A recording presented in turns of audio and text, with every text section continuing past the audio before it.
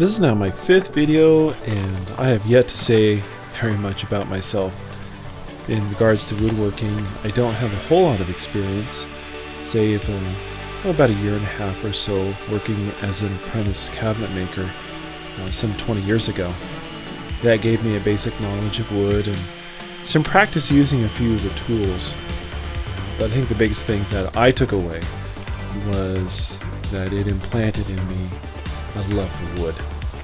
And recently I decided not to continue to let my circumstances, i.e. living in an apartment, or my lack of artistic training dictate whether or not I could pursue artistic woodworking hobby.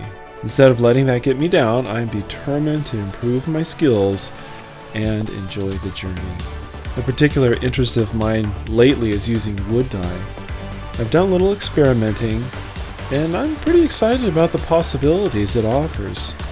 I really like the idea of coloring the wood without covering up the wood grain, which, in my opinion, is one of the most appealing characteristics of wood.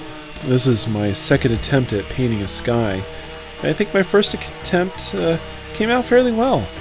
Feel free to check out that video, it's my last one, a game board that I made from a wooden crate that I got from work. Whether you're planning to use dye or stain, you definitely want to give serious thought to surface preparation.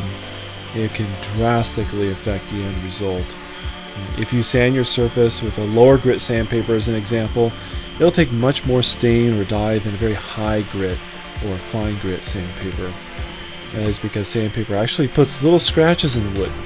So the higher grit you use, the smaller the scratches. And since the dye or the stain likes to settle into those scratches, the deeper they are, the more stain will take, and the darker, deeper your color will end up being. Sanding your surface is also important because it removes most stains and dirt. You may not notice at first a stain that's oil-based, but if you don't properly sand and remove that, you'll definitely notice it when you have a spot that doesn't take the stain or the dye very well.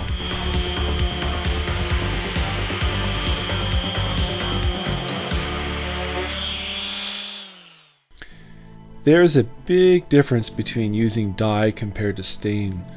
With stain, the wood will take what it wants and it'll give you back the rest. With dye, however, you are able to apply multiple coats to achieve a deeper color. And while this does pose a challenge if you want a nice consistent color, it also allows for more creativity. For this particular project, I actually prepared 3 different shades of blue. A lighter blue, one with some black added to it, and another one that was quite dark so I could achieve more of a blended effect to create the illusion of early morning sky.